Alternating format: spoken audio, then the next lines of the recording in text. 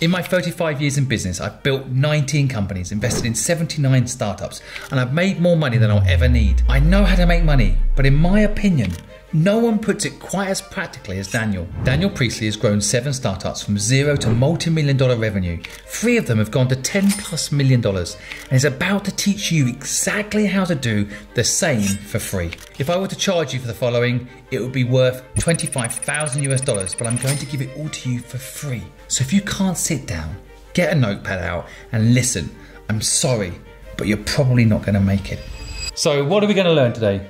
Well, we're going to go through five stages, starting with doing an entrepreneur apprenticeship, running your first side hustle or campaign, then a little startup business with 1 to 3 people, building up to 3 to 6 people, building up to 6 to 12 people, and we're going to talk about what do we do along the way for each. Now, when we get to about 6 to 12 people, we should be a 7-figure business with 6-figure profit. And then from there, if we want, we can build it bigger and whatnot. But we're kind of going to go through those first few stages. A lot of people have wanted you and me to argue in a debate, and we might have some of that today. I reckon we're going to agree on more things than we disagree on. I don't agree. Let's go. Let's start off with apprenticeships then, shall we? So apprenticeship, this is where you and I might disagree. Because you run around telling everyone, go start a business straight away. And I have a different view on this. I think you should do an entrepreneur apprenticeship. So in the UK, we have something like 6 million businesses already set up. These are small businesses. There's a tiny percentage of them that are large corporates that have 250 or more people. More than half of them have 1 person. A small number of businesses, a few 100,000, have got like sort of 10 or more. The sweet spot for doing an apprenticeship is where you join a team that is somewhere between 3 and 12 people, and that you have direct access to the founder. What you want is to be a direct report to an entrepreneur. So you're a number 2 or a number 3 to an entrepreneur, and you're in contact with an entrepreneur almost every day while you're working for the entrepreneur. So you don't think just go start your business. You're saying go work for someone first to learn from them, right? Absolutely. Yeah. So there's 3 things that you want, right? So when you're doing an entrepreneur apprenticeship, you're looking to get 3 things, which is number 1, self-awareness. Understanding your own strengths and weaknesses, understanding what you're good at, what you're not so good at, who you need on your team to complement you. You're learning about yourself. Number 2, you want something called commercial awareness. And commercial awareness is basically you're understanding business. You understand how businesses work. You're starting to figure out how we do demand and supply. So how do we supply something? How do we generate demand for something? And all of that fits under this commercial awareness. It's a little bit of an understanding of maybe a little bit of accounting, maybe a bit of marketing, a bit of sales, but you're actually learning how businesses work in general. Before we go any further, let me tell you how I protect my business and myself online using Incogni, the sponsor that helps make this video possible today. Every year, millions of people fall victim to data breaches. That means your personal data can be sold to criminals without you even knowing. However, recently I put a stop to all this with Incogni. Incogni reaches out to data brokers on your behalf, requesting your data be removed, and deals with any personal objections from their side. Since many data brokers continue to collect your data even after it's been removed, Incogni makes sure your data stays off the market by making continued requests to remove it. This means whenever a new record pops up on a broker's site, Incogni will automatically take care of it. To keep your data safe, click the link in the bio and use the code SIMONSQUIB to get 60% off an annual plan. Incogni is available risk-free for 30 days. This means you can try it out and get a full refund if you aren't happy with the service. So what's stopping you? Go protect your data. I want to thank Incogni for helping us fund people's dreams. Let's get back to this video. And then the final thing is you're learning how to get resources. Like how do we actually get money? How do we get access to advertising? How do we get access to suppliers? Maybe how do we get team members to join? So these are the resources. So if you have a great entrepreneur apprenticeship, you will walk out of there with better self-awareness, commercial awareness, and access to resources. So my fear of this, because actually in my new book, What's Your Dream, I say this is what people should do as well, but with one caveat. Yeah. Don't get trapped there. Because once you start having a salary and people telling you what to do, like I notice kids that have gone to university, then they get told by their teacher what to do all the time, and then they can't think for themselves anymore. So it's making sure that if you are the founder, you've got no one in a way to turn to, right? Whereas so a lot will be solved if you stick with a 3 to 12 person company. And how long should people be there for? Until you've got self-awareness, commercial awareness, and access to resources. And when do you know you've got those things? So, well, self-awareness is you're going to know your strengths, your weaknesses, what is an opportunity for you and what is a threat for you, right? So you're going to start having a good answer to these. You're going to know your origin story, your mission and your vision. So those are the key things that you'll get with your self-awareness. So once we're talking to a mentor and they say, tell me, what would be a good opportunity for you? And you've got a good answer to that. You've got a bit of self-awareness. Well, you need to make sure you have a founder that asks you that. Yeah. Isn't just using you. But it may not be that the founder, and it's okay for the founder to use you. That's fine. Make someone else. Everyone I know has made someone else rich first. I made my old boss millions. I made other people millions, and then I made myself millions. So I don't mind, because while they're using you, you're learning, and that's not. Well, as long as that's clear with each other. As long as, because sometimes I do think people don't make it clear. I believe that anyone that starts anywhere, especially a small company, could ask for equity. Could. Why not? If you have equity in the business you're working, if you spend 2 years there, why wouldn't you get rich at the same time as the founder? Well, because you're probably not going to get rich in their business. And a lot of founders, if you're an early stage apprentice, they're not going to see the value in having you as an equity partner, and that's just going to rule you out. If you went to if you came to me as let's say you turn up and you're 19 years old and you go, I want equity in this business if I'm going to work in this business. I go, piss off. Right? Yeah, it's not happening. I guess it depends on your value to the founder. You would then miss out on the opportunity to work for me and learn from me. I mean, you have a little bit of respect for someone that said, hey, no, I'd say that is totally naive. I'd say that shows me how little you know about business. I always like it. Makes me smile every time someone does it. It's cheeky to make me smile. And one thing I do like about it is it shows that they're ambitious. I have said in 12 months' time you'll have equity. I got kicked out of my first business by my mentor for asking for equity. Really? Yeah. Well, sometimes we have survival bias, by the way, which is why it's good for us to debate this. Yeah. Like, I have exactly the opposite experience. It's like I started a business from scratch straight away without really working for other people. That got me all of this quite quickly because I had no choice to learn it very quickly. And equally at the same time, I've always asked for equity in any businesses that I've worked. I'll tell you why another reason you don't want to ask for equity, because it ties you in. If you're going to be an equity holder and they're going to take you serious, they're going to say, well, if you are going to be a partner in this business, you've got to commit long term and you can't just walk away. And if there's clawbacks and all this sort of stuff. The truth is, the first business you go and work for, you may not want to be there for more than 2 years. You don't want to be tied in as a shareholder. I think that's key what you just said, though. First ever business, though, because that's slightly different. Sometimes I think some of my audience be working for someone else for a few years. They're not getting any of this from that job. Yeah. They're working in a call centre for... Nothing wrong with a call centre. No, but they're not getting this experience. They're just if you're being doing told sales, what to do. Sales is a great place to get self-awareness, commercial awareness and access to resources. That's not a bad place. My first proper job was McDonald's, and I loved working at McDonald's. I learned how to run a multi-million-dollar restaurant at 15 by working at McDonald's, and I could not believe my luck. But you knew you weren't going to work at McDonald's forever, right? You went in there with the right mindset. It was a learning experience. Believe it or not, I actually thought at the time I was going to buy a franchise. I ordered the franchise kit. I wrote a letter to the CEO of McDonald's Australia. Did he reply? He did, and he sent me the franchise kit. And so I did think I was going to own a McDonald's. I got own a McDonald's, but some people go into jobs thinking, I'm just going to do this job and this is what I do to make money. Everything I've ever done, I've done it full on. When I was a Pizza Hut delivery driver, I used to put on the big jacket. You didn't have to wear it, but I knew that I looked more like a pizza delivery driver with the jacket. I put the pizza delivery hat on, right? And I discovered one line that doubled my tips, which is, I ran 3 red lights to get this to you so it's nice and hot. Nice. And they would always give me twice as many tips. And so I learnt my craft. I learnt how to show up to someone's door with a big smile on my face. You're highlighting something really important, which is be all in, whatever you do. All in. So just because I am scared, some people go all in, they get stuck in this idea. Yeah, well, equity will get them stuck. Well, equity also doesn't necessarily mean you stuck. I mean, plenty of people I work with have equity and left. And it annoys people. If you go to a founder and say, I'm going to be amazing and I'm going to be your best person ever and give me a little bit of equity, and then you leave. I had that. Someone joined me, I gave them equity and they left. I just bought the equity back off them because they had made the company more valuable in that time that they worked there. But anyway, there's no right or wrong. That's why we debate this. But when I'm talking about this, I'm talking about your first experience here of working for someone who's got 3 to 12 people. You might be working in a landscape gardening business. You might be in a pest control business. You might be in a call center. You might be in a little agency, digital agency, marketing agency. You might be working for an author and helping them to coordinate their speaking tours.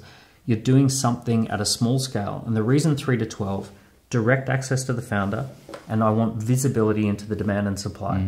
So when you're in a big corporate, let's say you go work for KPMG or something, you have absolutely no idea how that business works. The partner's doing something over here that's invisible to you. Someone else is doing something over here. They're invisible. Totally true. So you get shoved in a corner and they say, your job is to cut and paste this into this spreadsheet and do this and then come up with these slide decks. And you don't even know why you're doing it. When you're in a 3 to 12 person organization, you can see, oh, that's how they run ads. That's how they make sales. That's how the money gets made. That's how we deliver it. That's how we make customers happy. That's how we go above and beyond to make sure that everyone's... So you can see the whole production. Yeah, I love this, by the way. I again, like, the general headline is go work for someone else and get experience. I don't agree with that. Go work in a company where you know you're going to get experience. That I really like. But how do we make sure people know when to leave? Because this is a definite trap. They're going to get a salary drug. Yeah. They might get stuck. So how do you know these other two things here? How do you know when you're kind of, okay, I have it now, I need to leave? So you start to feel like you're filling these buckets. So commercial awareness is I understand sales and marketing. I understand operations. I understand a little bit about finance, right? So we're starting to tick the boxes and say, I understand how to make a customer. I know how to deliver. I know how the finance works. I understand where we're getting our suppliers from. Right? So we understand all of this and you say, yeah, I'm starting to understand how this business works. Self-awareness, I understand what I'm good at, my strengths. I understand what I'm not so good at, my weaknesses. I'm starting to understand what an opportunity looks like for me, which is linked to origin, mission, and vision. And I understand what could be a threat for me. All right? So this is the self-awareness. And resources is you say, if I needed to, I could raise 20,000. People would be able to give me 20 grand. I can get a little bit of credit. I could get a credit card. I could, if I needed one. Yeah. Right? No, I'm not. No, I know. I mean, many people have started business on credit cards, including me for that matter, but I don't like them. Me as well, right? I started on a credit card. Resources are, I know how to get suppliers. Resources are, I know how to get a mentor outside of this. So this is where you start ticking off all these resources that I need. I could get a little bit of cash. I could get a little bit of this. I know how to set up a company. I know how to do a setup. Right? I know how to get bank accounts. Right? So now you're actually saying, okay, I can put in place all the things that I would need for a business. I've got self-awareness about a good opportunity. I've got commercial awareness about how business works. So tick, tick, tick. So now we can move on to our next phase. So side hustle is essentially an open and shut campaign. What we're trying to do is we're trying to run a campaign. And the key here is that it start, right? It has a start point and a finish point. And ideally, what we want is about 90 days. That these things don't take up more than 90 days and they complete, they're done. So for me, when I was a teenager, I sold roses door to door. And the start point was I had to find a wholesaler for roses and I spent $40 buying 100 roses, and then I wrapped them in cellophane and ribbon, and then I went door to door and I sold them for $400, and I made $360 profit. And that was... I thought you meant each. It's like, okay, now I see what you mean now. That makes more sense. Yeah. So this whole campaign probably took 10 days in terms of having the idea to having a completion. It was done. So I had the idea. I knew that it was Valentine's Day. I probably had the idea on the 1st of February and the 14th of February was coming up. I thought, oh, Valentine's Day. I'll just walk around door to door and I'll sell roses. So in that situation, I had an open and shut within 2 weeks and I could test myself. Can I spend $40 on roses? Can I walk around, sell them all and make $400? So buy for 40, sell for $4 each. And if you haven't got the $40 to buy the roses, maybe you can do a deal with the person that owns the roses to share some of the profit. What are you talking about? Some people don't have that money. That's why you go get a job. Oh, right. That's why you go work for a small business. Right? Those 3 circles. I'm a bit joking, but resources, right? Yeah. This is what I'm talking about. That last slide was commercial awareness, self-awareness, and resources. If you're sitting there going, I don't have $40, that resources piece is missing. You need to go get a job. But my hack would be to say to the roses supplier, I'll share some of the profit with you if you give me the roses for free. But I hear you. I think today's about your knowledge, not mine. No. The other thing, I've actually like arguing by the way, I've just done this myself. Yeah. I literally just bought 200 hoodies. Yeah. And I sold them And now I'm going to make another 200 hoodies. There you go. And you know exactly, therefore, what your costs are, what your margins are, and appetite for the product. So these are open and shut campaigns. Yeah. Let me give. Can I grab the eraser? Let me give you another one that I did. So when I was 18 years old, I did a nightclub party. And what I did is I contacted the nightclub and I said, hey, we want to do an under 18s nightclub on school holidays. And we're going to, you're normally closed on a Tuesday night. I said, we want to open up on a Tuesday night. We'll pay the additional costs of security and bar staff. You keep the soft drink sales. We will keep the door and we'll pay all the additional costs. And they said, fine, let's do it. So I met with the general manager. We agreed a deal, all cash after the event. The good news was I didn't need any cash up front. I did need some money to print flyers, and I went and stood out the front of schools and I handed out flyers. I went to where kids work and I handed out flyers. I went to the shopping centre and I handed out flyers. And basically, the whole thing was probably 2 months, right? So it was a 2-month cycle. I did my deal making here where I put my deals together. I did my promotion where I handed out flyers. And then I delivered the evening, right? So this was the party. I got prizes. I did a deal with the radio station as well. This is still very current today, by the way. People could do this today. Yeah, exactly. Now, we ended up with 1,000 people showing up, times by $10, which this was 25 years ago, so probably, I don't know how much the numbers would be now, but... A couple of £1 million per ticket, probably. 1,000 tickets times $10. So I did 10,000 in cash on the night. Out of that came about 2,000 for the additional costs of opening. So I made 8K, and it was all pretty good, right? So, but it was open and shut. So 2 months open and shut. Now that's obviously a bit of risk because I had to get 1,000 people at $10 a head to all show up at the same time in the same place, or else I was in trouble because I owed the nightclub and they own bouncers. I owed them too. The other thing that's great about this is you don't have to own the infrastructure. So a lot of people think, well, I'd have to open up a nightclub. If they have a dream of opening up a nightclub, they have to go and open the whole bloody thing up. You just work with someone who needs you to do this because their marketing is never enough. Exactly. So these are all just like super little startup campaigns. And basically, for each one of these campaigns that I've done, and I've done lots of little startup campaigns, it's open and shut. The key here is that you don't get yourself long-term committed. If it doesn't work, you just shut it down. So you're trying to make these... Which, by the way, is, again, opposite to me. I always tell people build a brand, not a business. Eventually. So, I think eventually. Yeah. But these are just test campaigns. Yeah, well, personal brand is a part of this process anyway, because if you're doing that campaign and nightclub owner likes you, you know, your personal brand, there's lots of things you can do. I ended up doing 6 parties. So we did. We ended up with 2 nightclubs, and we did 3 at one and 3 at the other, and we made 10 grand pretty much every time we did it. Got better and better at doing it, and for a period of time, from 19 to 20, I was doing nightclub parties and walking away with 10 grand worth of cash, or 8 grand worth of cash after that. So if you're 20 today, you haven't got a lot of money, social media, all the rest of it, what would you do? So let's come up with an open and shut case. I would walk around a wealthy neighborhood and say, you've probably got loads of clutter around your house and there's stuff that you wish you could sell but you haven't got the time, you haven't got the time to photograph. I've got loads of stuff in my house like that. Yeah. Loads and we say, stuff. What we do is we're going to keep a list of all the stuff that you want to give me, and I'm going to list it, I'm going to sell it, and we'll give you 40% and we take 60% for selling it. But we just get that clutter out of your house. And Did you just come up with that idea right now? Yeah. I love it. That's a really good idea. Take it. Now, go for it. Like, someone's going to say, oh, well, okay, here, have my bike. You know, I'm not using my bike anymore. Someone's going to say, oh, I've got a baby car seat. Someone's going to say, I've got a, Nintendo 64 thing. Someone's going to say, I've got these leather jackets that I don't wear anymore. Yeah. Right. So there's going to be stuff in wealthy neighborhoods. Well, I tried to sell stuff on eBay, and then I had such a nightmare with the person trying to buy the bloody chair. I just cancelled it. Well, so you can take that away from me, exactly. and take 40-60% of the profit. I don't mind. The wealthy neighborhoods, they don't really care about the money. No, I want the stuff out of my house. They want the clutter gone. Yeah, but I don't want to throw away the stuff and waste it. They don't want to waste it, and they also really don't want strangers coming to their house. So if you can take it away and sell it somewhere else. Yeah. Well, if you can become a trusted brand, I don't mind you coming to my house. Yeah, there you go. Yeah. So there you go. That's an open and shut, right? So right. You go knocking on a bunch of neighborhood doors. Just a whole video now and ideas for people. This alone could be brilliant. So that'd be a simple one.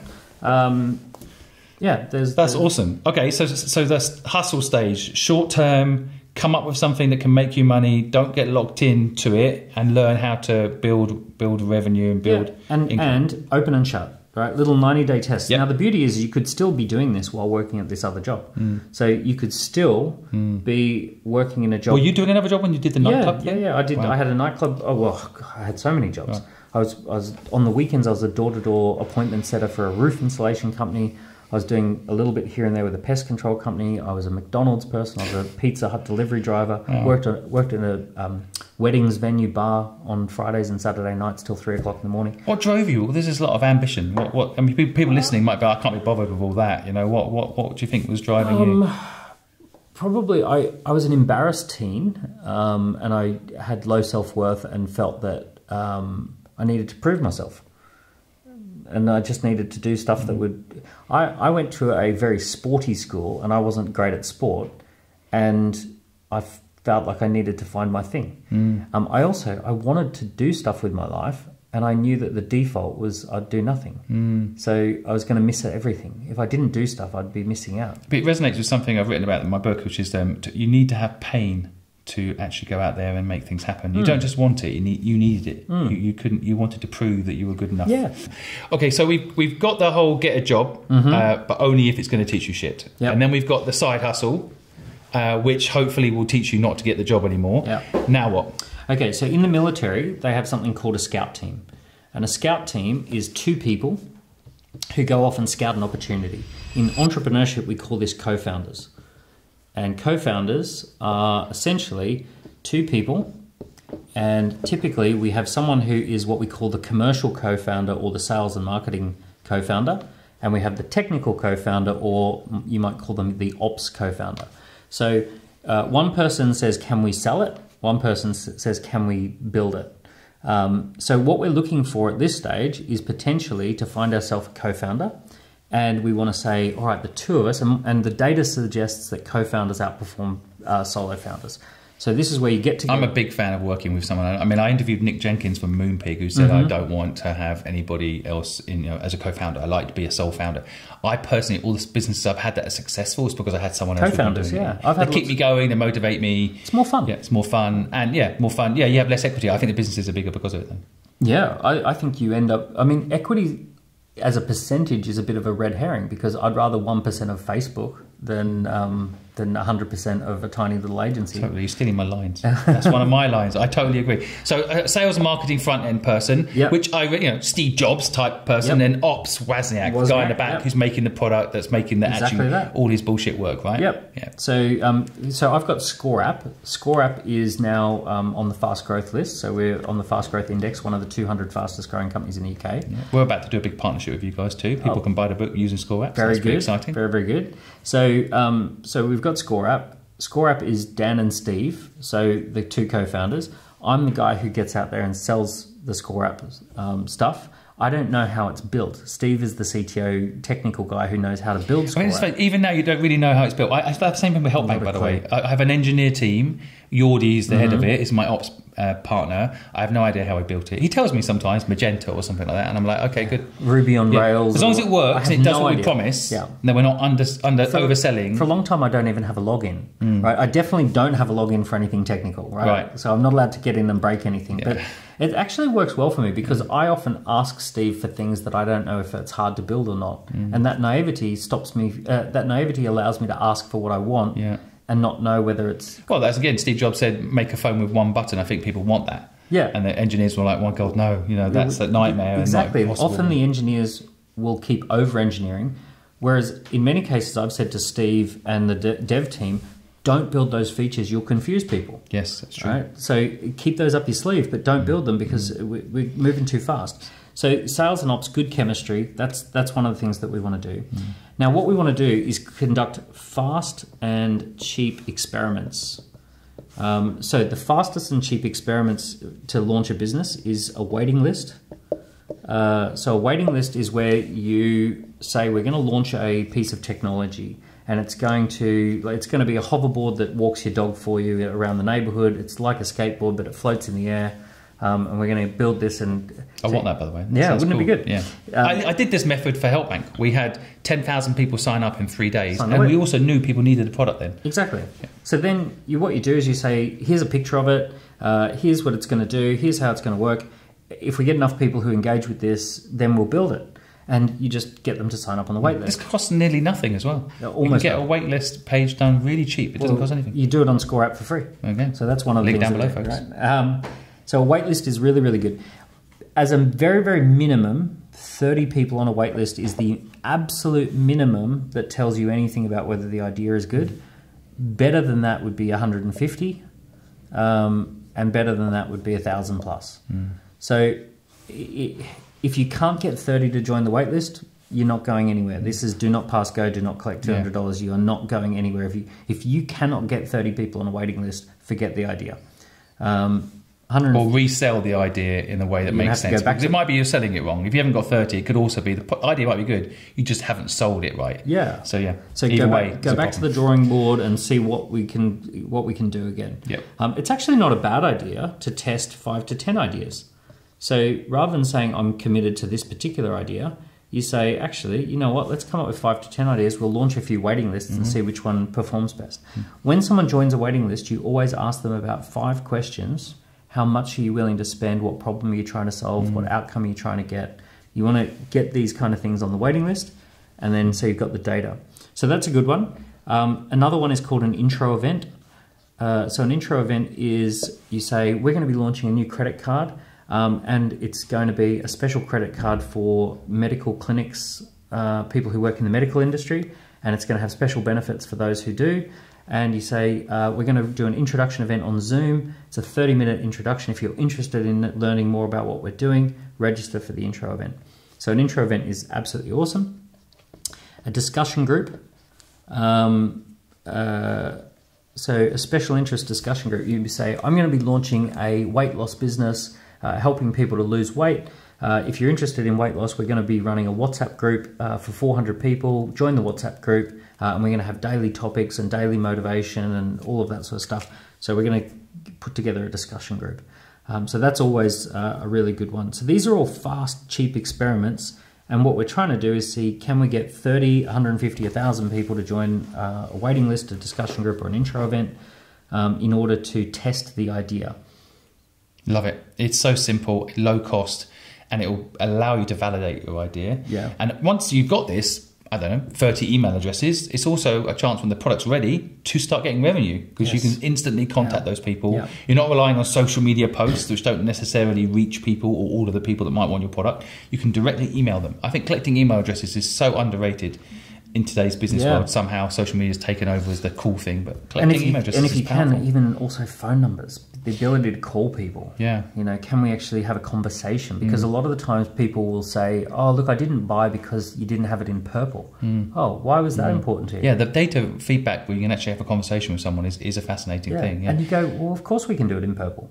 I did an intro event, but a version of this, which is basically, I do a Zoom with all the people that were interested in the product and have a roundtable discussion with everyone that pre-signed. So these all feed each other, of course. Yeah, exactly. But intro events doesn't have to cost money. It can be online. I did a Zoom and I asked people, why did you sign up? What is it you want out of this product? Yeah. What would you like features-wise in this product? Yeah. And literally, they helped us build the product. Before we'd even built the product. That is, I've got a friend who's a billionaire, and he sold his company for 900 million and then restarted a new business that's now worth over 2.5 billion.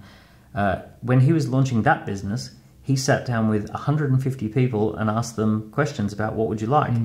He's a billionaire. He already had 900 million in the bank, and he did one-to-one little sales meetings. Yeah, it's so underrated, that data collection. Everyone's trying to do everything at scale. So at data collection, this one's a big one, and this is called an assessment. An assessment is probably one of the greatest sales tools and greatest underused sales tools. So for example, if I was going to do a weight loss business, I would do a weight loss assessment that people can take. And that's where we start the business. We start with the assessment. If I was going to do a image consulting business, we start with an image consulting assessment, and we sell the assessment and see if we can get people to take the assessment. It's funny. This is clearly because I'm about to use Score app, right? For people to join the waiting list to buy my book. This assessment's in there. So people, do you have a dream? Do you want to make it happen? So let's assess where you are in that journey. Yes. And so this whole method you're talking about, we're about to launch for the book. So assessment piece number 1 is, do you have a dream? Yeah.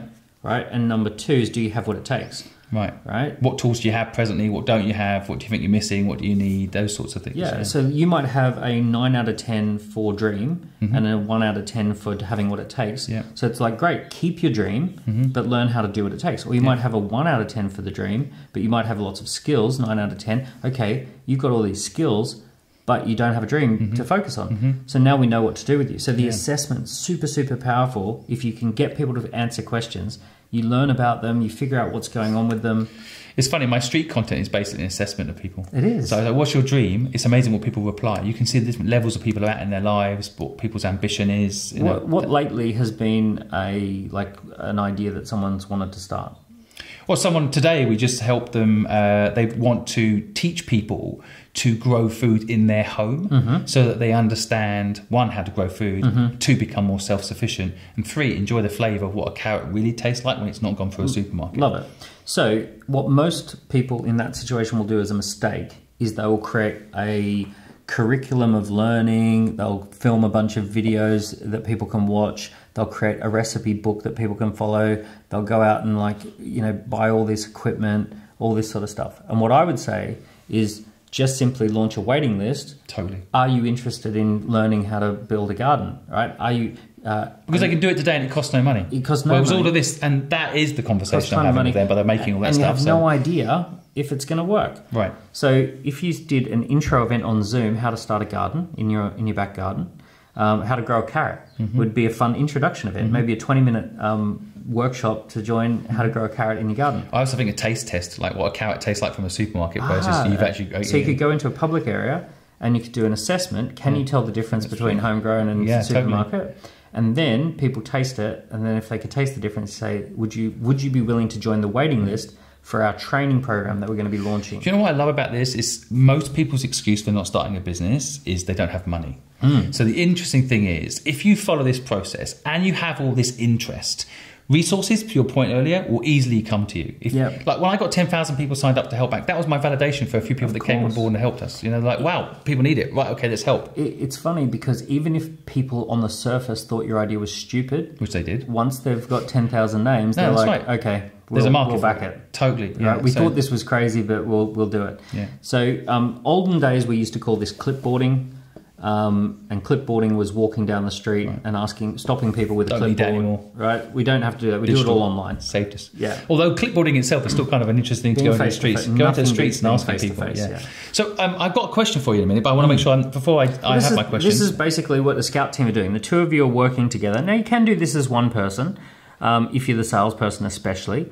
But it's kind of fun to do it with a friend. So your Scout team, you've got yourself, you've got a co-founder, you're basically launching a waiting list, right? And at this stage, you're not necessarily setting up a company or a bank account or all this sort of stuff. You're exploring, you're seeing if you can get a little launch campaign together, see if you can get validation. So my question then is, if this is the whole part of this section, is a lot of people will be thinking, how do I find a co-founder? So let's say they are an ops person and they're looking for a salesperson, or the salesperson, they're an ops person. They didn't go to Eton, so they don't have some fancy connection network. How would they go about getting a co-founder? A lot of the time we bump into co-founders when we have a job. So we bump into people who also have jobs and things like that. A lot of the time we can go networking for co-founders. We can also go onto online like social networking for entrepreneurs. There are groups on Facebook, there are groups on Instagram, there are accounts to follow. You can literally go onto some of the busy accounts. People could go onto your Instagram account and say, I'm looking for a co-founder. I'm working on a business that starts up this. They can even go in the comments of my post. That's what I mean. Yeah, exactly. So we live in the, for me, when I was starting out, you could really only get a co-founder by people you went to school with, people you worked alongside. You could go to physical networking, but now there's this whole dimension of like finding an online co-founder as well.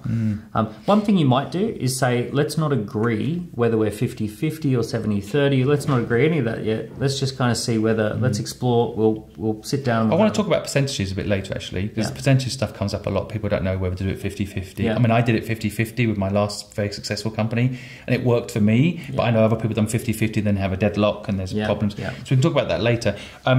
just on this though, so co-founder wise, I think if you agree with me, is write down your skills and what you love to do, and then write down what you're missing, because it's like the red car strategy. You know, that way, you know, if I talk about red cars right now, suddenly everyone's going to see red cars everywhere. Otherwise, you won't spot them. If you don't write down exactly what you want, you probably won't spot them, because they might not even be your typical social network. Right. Let's move on to the next stage then. So, what is the next stage called? So we've gone from Scout Team to Fireteam. Fireteam now, is it? Yeah. Oh, that sounds cool. Actually, and let me bring up my other whiteboard. I'll show you where we are in the... I got very good at wiping boards down, I've discovered. This could be a part-time job for me, a side hustle. Yeah, you can always fall back on that and launch a waiting list. So this, okay, so we did an apprenticeship. Yep. We did a side hustle campaign on our own, put that together. Okay, so now we've got a Scout Team. We've got an offer that we're presenting to the marketplace. I didn't mention this, LAPS. Leads, appointments, presentations, and sales. That's one of the things that you're trying to get done. You're trying to generate leads, book appointments, present to people, and make sales. And one of the perfect things that you're really trying to do is get into a bit of a lapse rhythm. So you might say every single week we identify 30 leads, we book 6 appointments, we present to 5 because one doesn't show up, and we make 1 sale. And we go, yep, we're going to do that. My first business, we actually had actual shoeboxes where the leads went into one shoebox called the leads box, and then we'd call them and book appointments, and they went into the appointments box, and then we'd present to them, and they went in the presentation box, and then we'd make sales and put the sales form in the final box. We moved people through that was my first CRM system. There's software products that are really good at this, but this is really important because you also know the numbers game then. Because people think, I want a sale. I spoke to 3 people and they all said no. We didn't speak to enough people. Yeah. You know, like magic number is always 30. I use 30 all the time. So 30 in science, they call that statistical significance. That in science, they train scientists not to judge unless they have enough samples. So they say, well, just because you met one person who didn't have a cough doesn't mean that there's not a virus out there, right? So they say you've got to test 30 samples to then extrapolate. And for bigger populations, you need 150 samples. Well, I think also if you can verify those 30 people. So, you know, if you're selling female products and 30 men you interview, you know, it's like you've got to validate your audience. All I'm saying though is don't judge until you've hit 30. Yeah. So here's the funny thing. Of your supposed demographic. You got to obviously not be total numpty. Yeah, but some people are. I mean, literally, they don't validate because it's the sell me the pen thing. Right? Yeah, they just walk people down misunderstand that completely. They think sell me a pen is like, do you want to buy this pen? They don't understand. You've got to verify. Do you need a pen? Yeah, exactly. You don't need a pen. I'm going to waste my time selling to you an expensive pen when you don't want one. Yeah. So you've got to try and have a hypothesis, right? So we have a hypothesis and a null hypothesis if you're a scientist. And then based on your hypothesis, you go do 30 samples and you see what happened, right? What happened? And then you go back and you say, okay, do I want to change my hypothesis or keep it? So we're just doing a scientific experiment. Laps. But keep focusing on this. Leads, appointments, presentation, sales. Leads, appointments, presentation. So if you're doing a gardening business, leads is we knock on this many doors. We knock on 30 doors. 6 people say that they'll do an assessment. 5 people show up. 1 person says, yeah, you can do my gardening for the next 3 months. Right, so it's leads, appointments, but it's always just weekly laps. And every week you need to say, what is my laps target on a Monday? And on Friday, what did we actually do? What was our laps actual? So now we're starting to get a real business. We've done some validation. We're getting laps, leads. I feel like I'm actually doing this with you. I feel like we're building a business. Let's go. Let's do it. Wild, right? So now we want what we call a 4-person fire team. So where'd you come up with these names from? Military. Oh, right. You use all the military terminology. So the military is Scout Team, Fire Team, Section, Platoon. Right. Okay. So I do Scout Team, Fire Team, Section, Platoon. Right. It's not trademarked. It's fine. No, it's Royal Marines. Love it. Fire Team. Let's go. So Fire Team. So here's what we need. We need 4 people who are working together now. And what we need is we need a person who is a key person of influence. We need sales. We need ops or customer fulfillment. And we need someone called a Swiss Army knife. Right? Swiss Army knife is a bit of everything. Right? So they help out wherever we need to help out. This key person of influence can be an associate. Like an advisor or a non-involved person that just got the ability to bring you traffic, for example. They might open doors for you. Yeah. They could be a chairman, a director. Investor. They could be an investor. Yeah. They could be your angel investor. They could also be just someone on a day rate. So for example, you could do a deal with someone who's a really well-respected person in the industry and say, can we book you for a day a month and we'll pay whatever your day rate is, right? And they say, oh, my day rate's $2,000 a day. And you go, okay, we'll sign a deal for 10 days over the year. But you need a key person of influence involved. These people are worth their weight in gold because they open doors, they give credibility. Well, in theory, they can do sales in theory at very low cost as well. So, cost of acquisition. They steer you in the right direction, right? So this is someone who's more experienced, right? So you need a key person of influence. Well, you're the key person of influence for Score App, for example. Yeah. Right? I was offered equity the other day to be a key person of influence in a business. I wouldn't take a fee. But yeah, I think it's actually really, really interesting. And a lot of people think again, this is kind of goes back to what you were saying earlier about getting a job. Sometimes I think you can have a mentor or someone, a key person influence join your business. And as long as you've got the drive and ambition and you're willing to learn, you can just start if you have this sort of person on board. Totally. And that's actually how big businesses work. If you go to the biggest businesses that are on the public listed markets, they have a chairperson who is the key person. They have a CEO who's brought in, because everything works when those people are Steve Jobs again did this, didn't he? He got Larry Ellison and all these people in as key person of influence, and they got him the contracts for selling Apple at scale. Yeah, a great story is Nike. So it was a young guy, early 20s, just out of Stanford. His name was Phil Knight, and his lecturer was called Bill Bowerman. And Bill Bowerman wrote a book called Jogging that sold 1 million copies and introduced people to the concept of going for a run. So Bill Bowerman became the non-executive director of Nike. Phil Knight did all the work, but Bill Bowerman opened up all the doors, got him in with all the associations and started the ball rolling. Phil Knight worked 60, 70, 80 hours a week. Bill Bowerman probably worked 6 or 7 hours a month, but they were partners in that business. So it can work very well. A lot of people, when they get older and they're successful, they're lazy.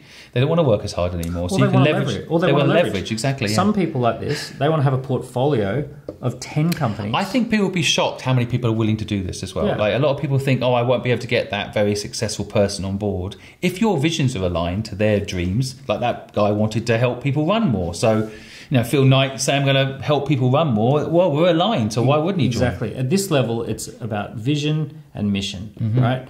Do we have a shared vision and mission? Do we have shared values, vision, mission, and values?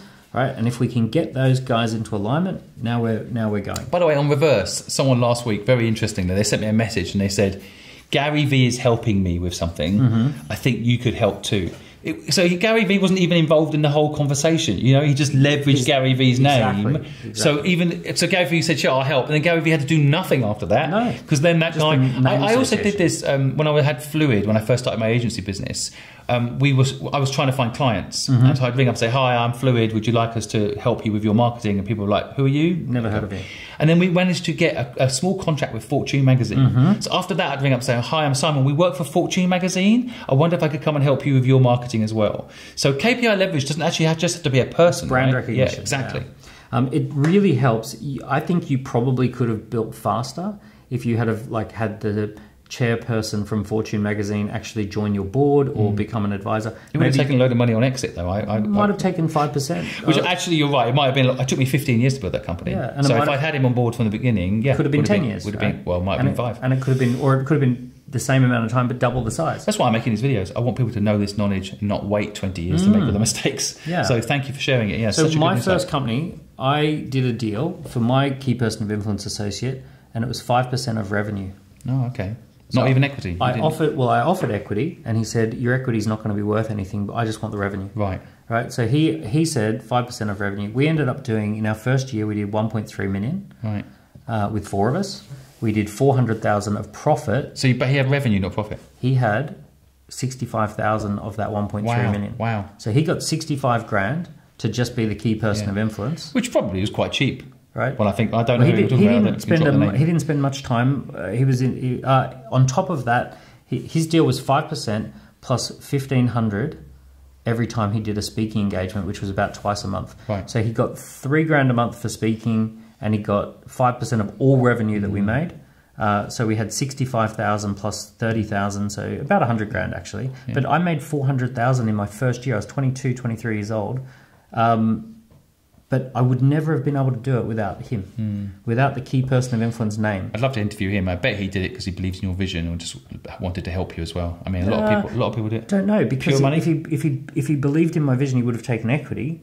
Taking equity early on in a company is actually risk. Yeah, so for some people, he just said, "Look, I'm just interested. I don't want to. He goes, I don't want to muddy the waters. You have the equity. I just want 5%." How long did this last? 2 years. You did a 2-year deal. 1.5 to 2 years. You did a 2-year deal, revenue share. We evolved the company past. Right. We moved the company into. And a one day you direction. didn't need that KPI anymore. So yeah. So this is where you have an associate KPI. You work your tails off here, and basically, okay. So what are we trying to do here? We're trying to do a few things. We're trying to do 2 campaigns for the year. So campaign number 1 is called Laps, and Laps is every week. So I call this a perfect repeatable week, or a weekly Laps campaign. And what we're doing is every single week we're doing leads, appointments, presentation, sales, leads, appointments, presentation, sales. And we just sell, make happy clients, make happy clients, make happy clients. We just work like it's mostly Laps and what's called experience score. So Laps is leads, appointments, presentation, sales, and experience score is where the customer's happy. On a scale of 1 to 10, how happy are you? Right, and provided they're above an 8, we're happy and we're making money. And then the second campaign is what we call spotlights.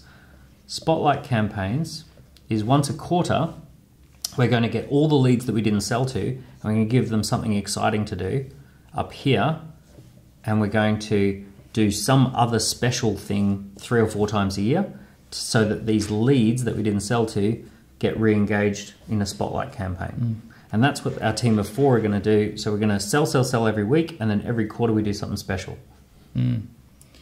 Brilliant. Yeah, I mean, one of the things I did was a client that I sold to that was happy, I made them my advertising campaign. There you go. So I spotlighted the client. Spotlight the client. Yeah, and then the client would be very happy. And then other people would be like, I want to be spotlighted. Their friends I was spotlighted. Yeah, exactly. And share it with their network. Exactly. So yeah, fantastic. Love that. So like take an agency. Every single week we're saying we have to identify 30 opportunities. We have to set 6 appointments, deliver 5 presentations. And we have to make 1 sale. And you say that's our monthly or our weekly, right? That's what we could do over and over and over again. But as you can see here, 29 people didn't buy. They go up to the spotlight, and out comes 1 more sale. So now we get 2 out of 30. So people listening to this might be thinking, because we're now talking about this part of the equation, the sales part of the equation. Well, they might not be good at sales, or they might think, how do I find a salesperson? I have a theory that anyone can sell. Like my best salesperson in my last company was my accountant. And actually, ironically, all I did was I taught them how the business works, and I showed them the results we had for clients. And they were a CFO. They would sit with other CFOs, very proudly talking about how we fixed this company and we turned it around and we helped them not go bankrupt. And then those CFOs would go back to the office and tell their bosses. And that's how we got the business. I love it. So I agree. Anyone can sell, but we've got to treat sales like a profession. Ideally, typically, if you're going to do that, you can have what's called opening and closing, or appointment setting and appointment closing. So key people of influence are great at opening, but they don't typically close. Or you can put people in front of the key person of influence who are highly qualified, and they can close, but they won't do the opening. So you can do a bit of that. The key here is that you must treat it like a profession. You've got to get into a rhythm with it. You can't mess around. Yeah. The truth is that entrepreneurship is mostly selling, right? Unfortunately, if we go back in time into the industrial age, business was setting up the supply of something, right? So we had to be... Like Henry Ford was setting up the supply of cars, and then there was demand. Didn't have to worry about demand. Yeah. Everyone wanted a car. Plus PR, you were one of the first, so that just sells itself because everyone hears about it. Everyone had a horse, and a car was going to be a lot better. And cheaper, yeah. So now think about, if we were in the industrial age, if I was going to set up a factory making scissors, the truth is I could sell the scissors as fast as I can make them. But that's not true today. Today, it's all about demand, right? Demand and supply. So entrepreneurs who are successful today are the ones who know how to drive up demand, and supply isn't that. Which is why attention isn't now the new gold, right? Yeah. I mean, the new oil, I think they actually use. I hate oil, so it's a new gold. I think it's kind of like there's definitely something really powerful in having the ability to sell. And interestingly, people might hear this, think, well, I don't know how to sell. You might know how to make a video that can sell. Influence, like for example, I'll give you an example because I can see he's cynical, right? There's a friend of mine, what he does, he wears white gloves, and he unpacks old video games on a video. It's millions of views in the video, so the video makes money. Yeah. And then people are like, I want to buy that. How can I buy it? And they sell it in the comments. A good exception to the rule. Almost always, people who do good videos that sell can sell one-to-one. They can sell face-to-face. Sales is just something you have to learn. And shying away from it by making videos with white gloves on is, for most people, going to be a waste of time. Right? Yes, there's an example of someone who's doing it, but I would much rather... I'm thinking of the introverts who think they can't sell, and I'm trying to give them a tool to sell. Introvert only means this. An introvert just simply means that you are energized by time alone, and then you go out into the world. Extrovert means that you're energized with time with people and you go out into the world. So being an introvert or an extrovert, I've met some billionaires, they can all sell, but they're introverts. Almost all billionaires are introverts. So just to be clear, I am saying anyone can sell, and you are also saying anyone can sell. Yeah. I think there are different ways to sell, yeah. But I really believe, with all my heart, you're right, that sales is now the key to a successful business. My fear is when people hear that, they'll think they can't sell, and I'm just showing by the white gloves idea that there are many different ways to sell, right? And maybe the white gloves one's not the best example, but like plenty of people are selling gardening equipment by just videoing themselves doing gardening. I just want to push back though. There's nothing beats getting face-to-face with a customer. It depends on what you're selling. And I know that it feels... Well, I know you might end up doing videos, and videos are a great way to scale, but the best people on videos, they can sell one-to-one, right? So I just... But can anybody sell one-to-one? I think that's... I think anyone can sell, but I can sell one-to-one. I think some to... people don't want to be comfortable with that long-term, and I'm not saying do it long-term. I'm saying, here's the truth. The truth is that if you outsource sales, let's say you bring in a great salesperson, they'll take your business. If you can't sell, they will take your business. Not if they own equity. Like I have someone doing sales for me. If they own equity. They won't go. Steve, who's my CTO, my co-founder, he doesn't have to worry about me running off because we're equity holders. That's true, right? And I'm going to make sales and he's going to build the product. But the truth is that if someone, in 9 times out of 10, if you hire a white knight salesperson who gallops in on their noble steed and makes a ton of sales, they know they've got you over a barrel. By the way, we haven't covered these other two. Me and you love sales, so we better help people with these other two things. So Swiss Army knife is going to be a bit of bookkeeping, and it's going to be a bit of like organizing stuff, and it's going to be a bit of like going and getting boxes from the printer. Why does this sound like an intern? Right? Yeah, it could be an intern. Yeah, it could be an assistant. It could be an executive assistant, an admin, an intern. Swiss Army knife is, think about an actual Swiss Army knife. 25 things badly, right? This person can do 25 things, but not anything in particular. They're the company generalist. When it comes to knives, you've got a bread knife that does one thing really well. It cuts bread, but it's not very good at anything else. And you have a Swiss Army knife that does 25 things badly. It's not very good at cutting bread, but you can if you need to. They just fill the gaps. They fill the gaps. They keep the salespeople selling, because you might say, Swiss Army knife, make sure that you run some Facebook ads to get these guys some more leads. Or Swiss Army knife, download all of that data we collected, put it onto an Excel spreadsheet and give it to the sales guys to make sure that they have... My wife worked in film, and she was a Swiss Army knife at the beginning for MTV. They just make her go get tea. They make her file things. Yeah. So this is very, very important. It's overlooked, actually, because people see this as an insignificant role. But actually, without it, you have a lot of gaps. I have almost always hired an executive assistant as like one of my first hires. I've had some phenomenal executive assistants, and they absolutely maximize everyone's time because there's just so many things that need doing, and you need to be able to have an idea and get someone onto it. So this is the person who's on the ideas, getting things done. The idea turns into action because this person exists. Now the operation, they have to live and die by experience score. So experience score is the customer happy? So they have to do whatever needs to be done to make sure that the customer got what they want. They need to talk to the salespeople. What was this customer promised? Now, in an agency, it could be the design. It could be, if it's a social media marketing company, it's actually doing the social media marketing. If you're a veterinary clinic, it's actually a vet looking after the cat.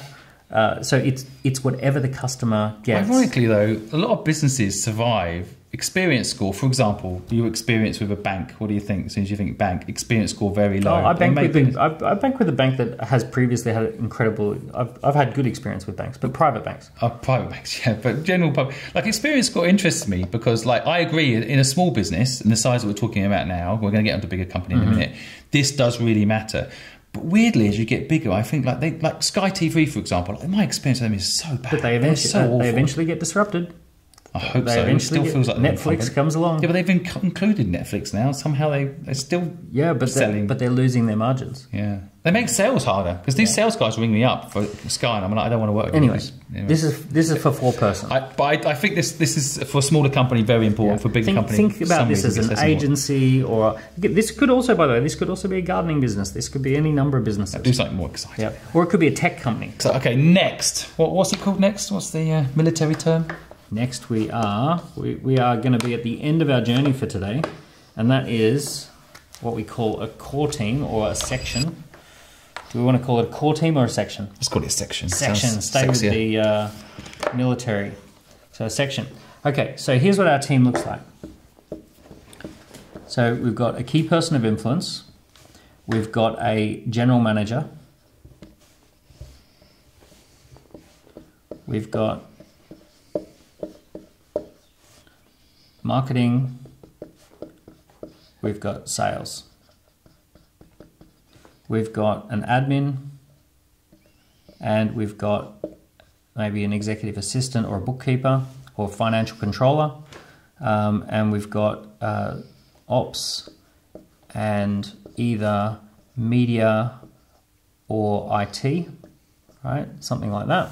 So now we've got our 8-person team. Now this can actually go up to 12 people. You can have 2 salespeople, right? Or you could have... Well, I've got this exact setup right now, by the way, and it's 15 people. 15 people, yeah. This exact setup. So you might 100%. You might have content and ads, right? So in marketing, you might have head of content, head of advertising.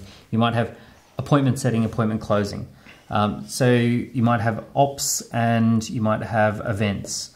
You might have media and IT, right? So 1, 2, 3, 4, 5, 6, 7, 8, 9, 10, 11, 12. Right, so you can definitely go up to I've also got a staircase manager, 12. So that's probably... 15's a little tricky.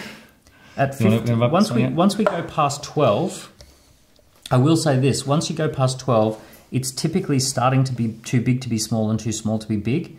And the team starts to kind of divide into 2 teams, and there's a little bit of like friction and all that sort of stuff. You're a little bit too big to be a small business and too small to be a big business. So you're going through this kind of transition phase. And this is why I want to stop at around 12. But a section, typically we're looking at 8 to 12. Actually, I'll actually say 6 to 12, right? Because that could be 1 person technically, and that could be one person. Well, in my case, because it's interesting to use a real life example, I've got 4 people. This acts like a little team. Yep. 4 people acts like a little team. Yep. 4 people acts like a little team. There you go. Right, and then in management. So actually, therefore, these guys all work as individual units. They of course share data and information, because what happens to the product, the marketing team needs to know, so the sales team can sell it in. Exactly. Right? So, yeah. Yep. So this is all about winning business, and here's what we're going to do here. We're going to do our laps.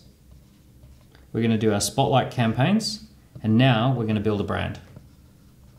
Right, so we're going to do... Finally, brand got in there. I love building a brand. I think it's undervalued. This is now that we're here, we've got enough stories, we've got self-awareness about the company, we understand what kind of brand we want to build, we understand the customer that we're selling to. So now we're building a brand. So leads, appointments, presentations, sales, that's happening every week. Spotlight campaigns are happening quarterly, and we're building a brand using social media, and we're building a brand with all sorts of like... touch points and all of that sort of stuff. We're really building out the brand. So those are the 3 things that we're doing here. And then over this side, we're building a product ecosystem. And this is, I'm going to call this an ATM. And an ATM, ascending transaction model, spits out cash. And we're going to have a gift product. We're going to have a product for prospects. We're going to have a core offering. And we're going to have a subscription product for clients. So we're going to have 4 products, boom, boom, boom, boom, boom. Things that you can get for free, things that you can get cheaply, the main thing that you do, and the ongoing journey of what you do. So 4 products, and this team here is building out gift, product for prospects, core offering, product for clients. So we're selling it, we're building it. And this team is data, right? So they're keeping track of finances, and they're keeping track of dashboards and all of that sort of stuff. So they're making sure that there's plenty of data going here. General manager is running the business, right? And the key person of influence, this is probably the most important role. This person is now internal, and they are the face of the business. So this is where you have a spokesperson, And their job is to do the 5 Ps. So the 5 Ps, we've got pitching, publishing, products, profile, and partnership.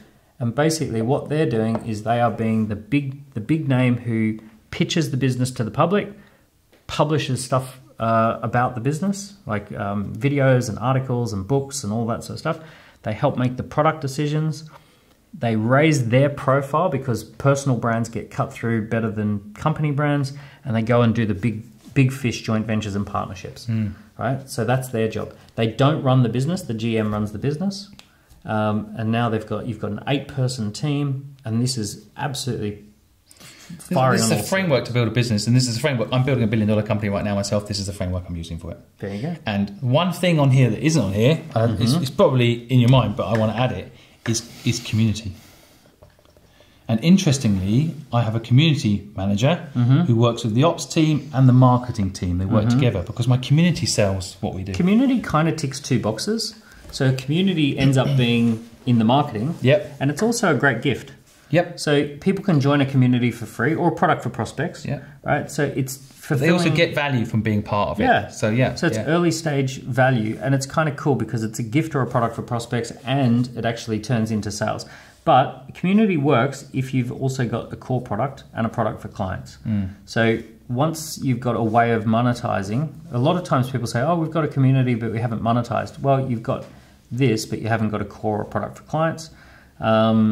And some people say, oh, I've got a really amazing product, but we're not getting enough people. Yeah. You need a gift or a product for prospects. So I kind of say community is one of those tick boxes, ticks a lot of boxes. It's just not talked about enough. People don't know it, and it's a big power up. Yeah. Perfect. Okay, let's go and help Bank and answer some questions and go have some chicken. You hungry? I'm ready for some chicken. All right, let's do it.